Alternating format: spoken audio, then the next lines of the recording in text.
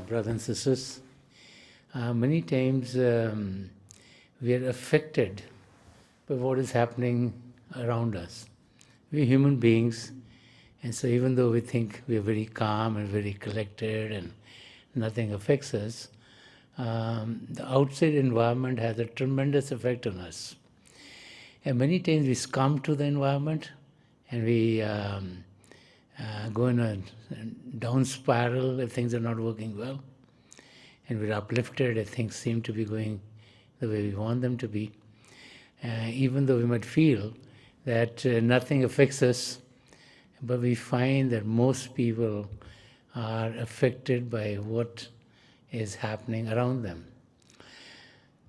The key to life is not to be affected by what is happening in your surroundings, but to learn from it, to gain from it, understand what is happening, and see if there's any spiritual significance to what is happening. Everything that happens around us has a spiritual significance. Many times we're unable to look at the positive side of that experience, and we start to feel, especially if something's going wrong, as if it will never get better. And there's nothing to gain except for sorrow and pain and turmoil.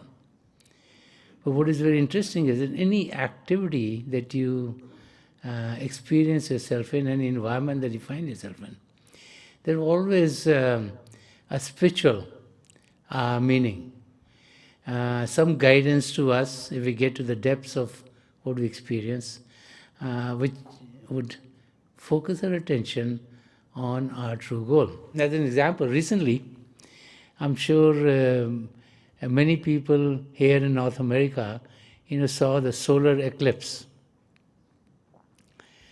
People traveled from many other places to get to areas where it was talked about that you will be able to see the solar eclipse very nicely. And many people flew, many people left what they're doing and got into position, checked into hotels or came with family members or friends to be in those areas from where they could watch the solar eclipse.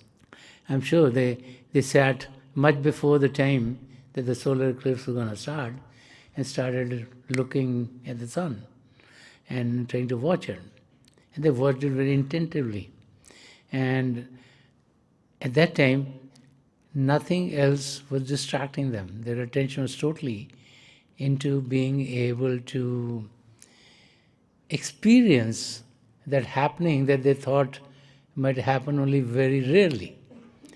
And so, irrespective of whatever else was happening in their life, they took their time to focus on this one very special incident.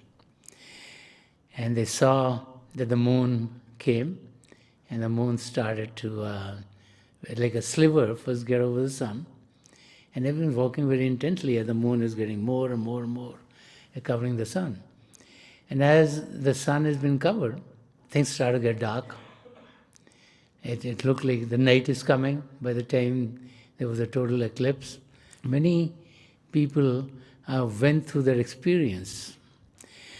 Now, if we look at the solar eclipse and we think it's a physical phenomena, and now today, because of scientific advancements, we can understand what that phenomena is.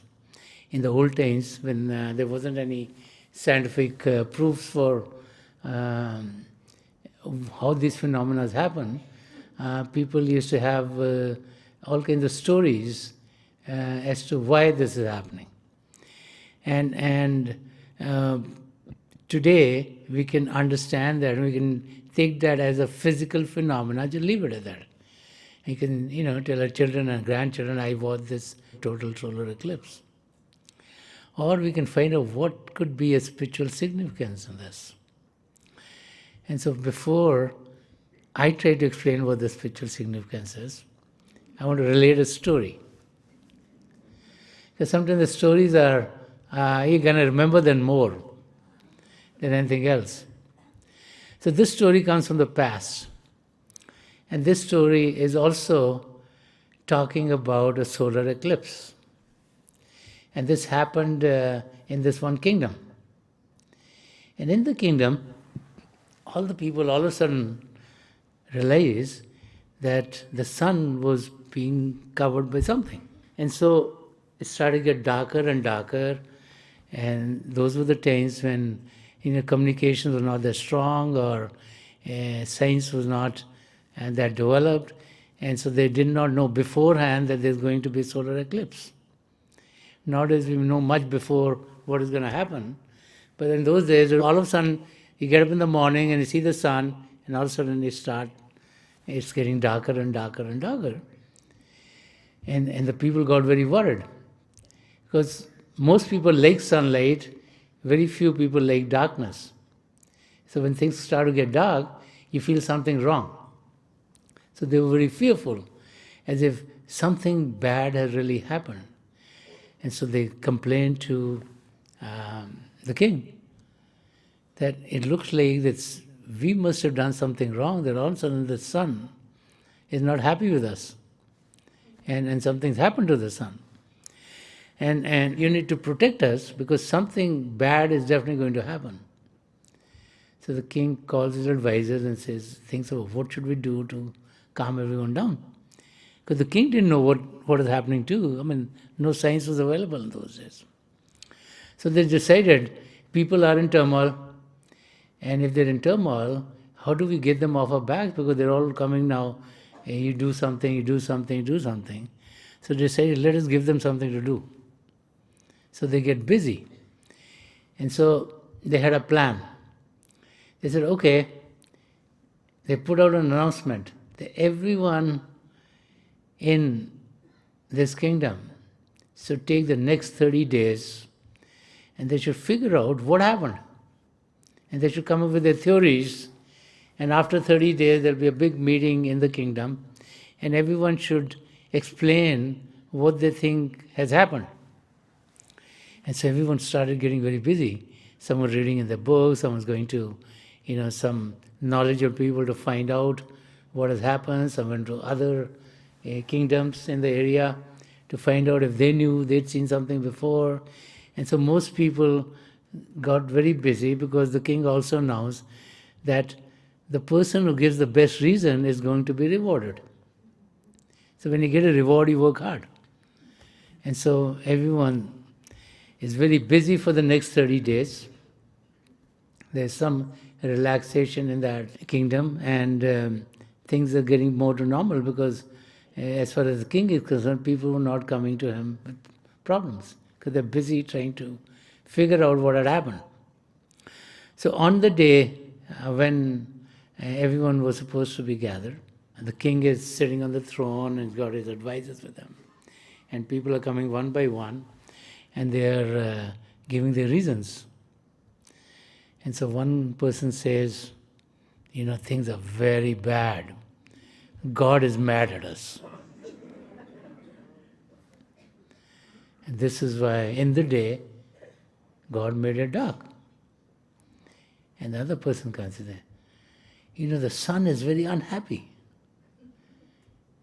And so the sun doesn't want to give any more light to us. It says, I don't care, you can remain in the dark. And one after another, they're giving one reason or another. Someone's saying one thing, someone's saying another thing, and they're going one after another. And the king is thinking to himself, none of these reasons make any sense. How am I going to pick up the best one here? So they're going, all kinds of reasons are coming, and people are coming with very interesting reasons.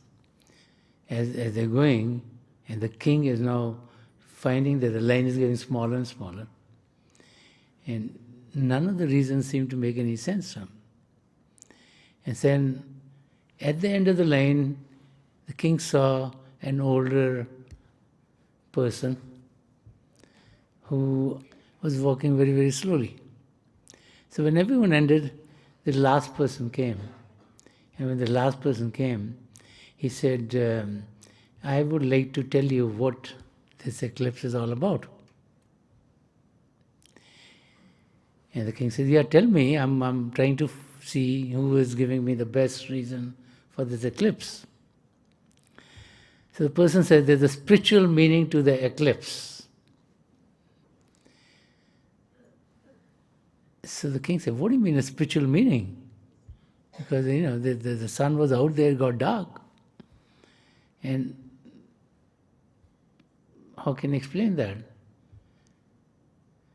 So this elderly person said, the sun is God. You should think of the sun as God.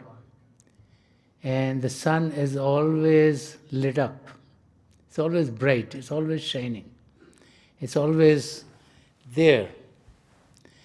And you have to think about the eclipse that is coming, or the moon that is covering the sun, as your mind.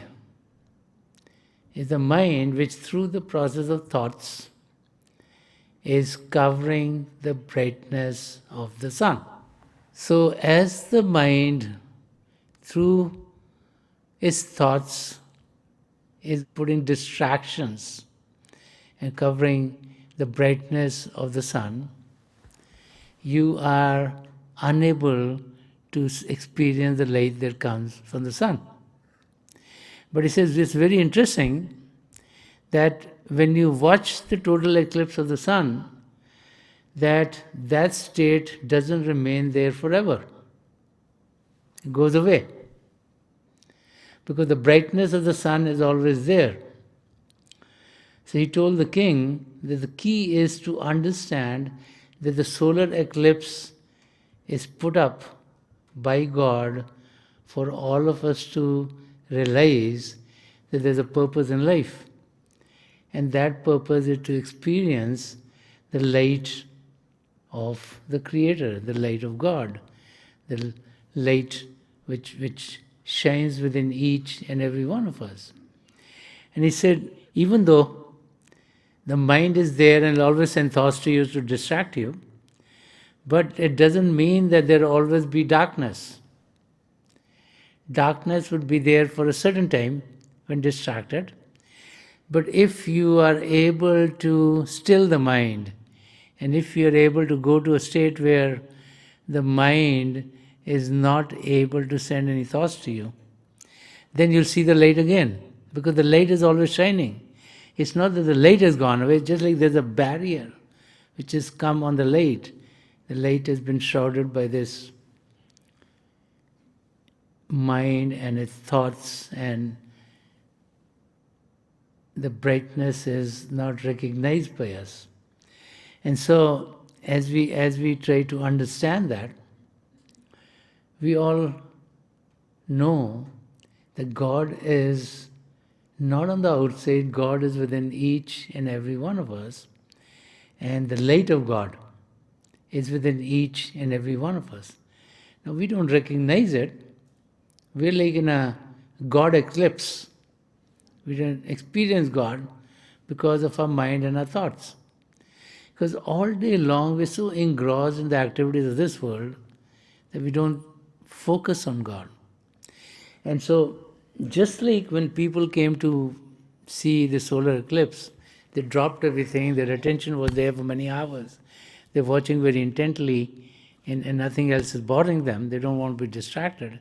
Similarly, if we train ourselves, we can sit in silence, we can close our eyes, we can meditate properly, we can still our mind, and we are able to experience the light within. It might look like there's darkness as we start out, but with time and we practice, we go beyond the darkness, and the light is definitely there. So, the key to life is not to be in pain because of the difficulties that this life brings to us, but to learn from that. Many times we all get a sickness or an illness, and we feel that this is the end of our existence. Okay. But what we should realize is, maybe that sickness or the illness came as to wake us up, to make us realize that this body is not going to function as we think it is all of our life.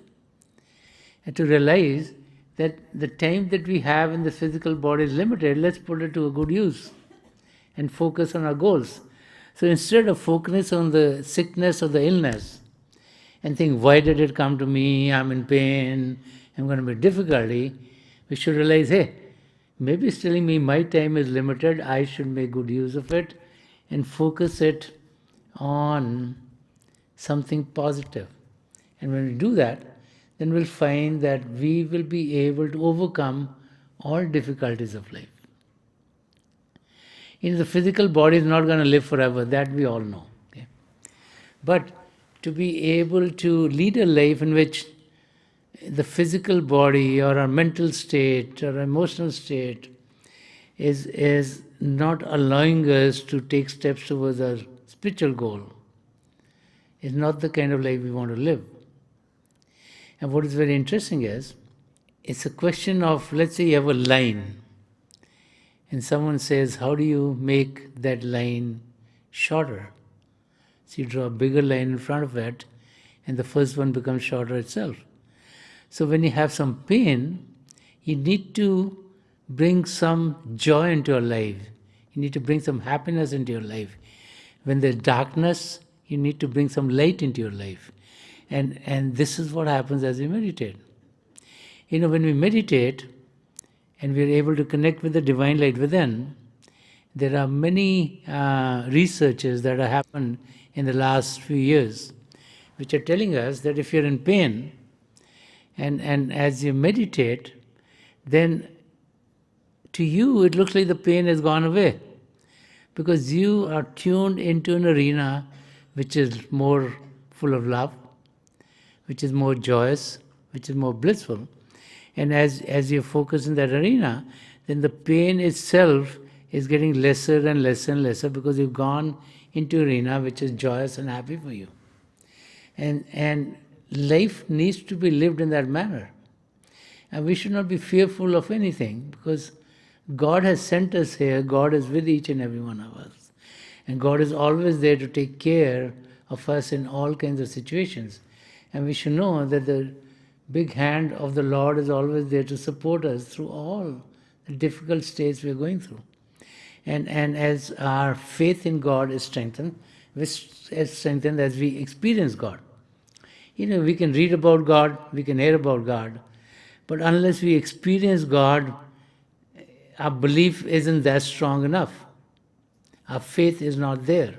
So faith only comes in when we experience God. And the experience of God, the experience of the true primal manifestations of God, that being the divine light and divine sound, come in when we meditate, when we go within. So the key is to be able to truly understand that this is a very special gift of God, that we are alive in this physical existence in the human body. This is not like, you don't get it every day. This is a very special occasion. And this is, God has given us this gift. We need to make use of it. And the best use of our life is to be one with God, is to know God, to find a connection with God. So let's just meditate for a few minutes, because that's the mechanism by which we can still ourselves, we can still our thoughts, so that the darkness in front of the light within goes away. We can experience the light, and the sunlight nourishes us, it nourishes our soul, so that we get more joyous, we get more happier, and our journey towards our goal, which is to be one with God, is then going to come rapidly for us. So please close your eyes very gently, just like you close them when you go to sleep. Your eyeballs should be straight, as if you focus 8 to 10 inches in front of you. As you close your eyes, those of you who have been initiated in the mysteries of the beyond, please do your Simran. And those of you who are new here, please repeat any name of God that you feel comfortable with. I pray to God Almighty to help each and every one of us here connect with the divine power within, and to experience the divine light of God within ourselves. I will be sitting for a few minutes.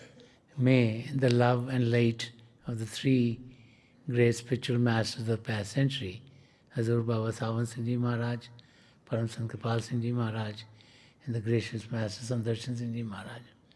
Help each and every one of us here to be able to experience the light and its effulgence. So we'll be sitting for a few minutes. I'll be getting you out of this meditative state at that time. And my best wishes are with each and every one of you.